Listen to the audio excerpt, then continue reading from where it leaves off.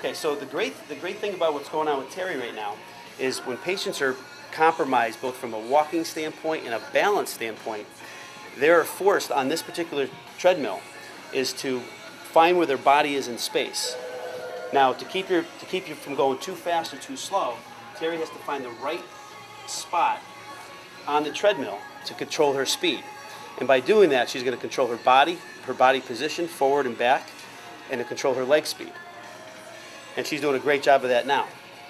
Versus a traditional motorized treadmill where you're flat and the speed is controlled for you.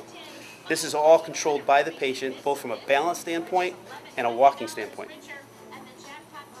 So she's doing a great job of that. She knows if she goes too far forward, the treadmill will speed up. If she goes too far back, it'll get slower. And she's going at a perfect speed. She's finding what I would call a sweet spot on this particular treadmill.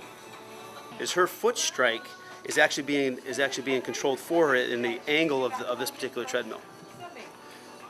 So in comparison to the flat treadmill, if the patient doesn't have any control, it forces her to have a better pelvic control here, better balance control, and also control where her center of gravity is. Now, Terry, I'm going to ask you to lift your head up a little bit, okay, and keep walking.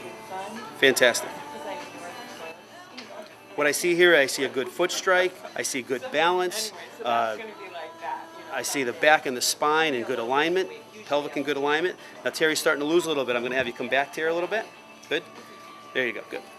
So I can see this being a benefit for anyone who has balance that's compromised, weakness in the legs, difficult time with foot strike, people that have had foot drop issues, knee problems, and hip problems, and back problems.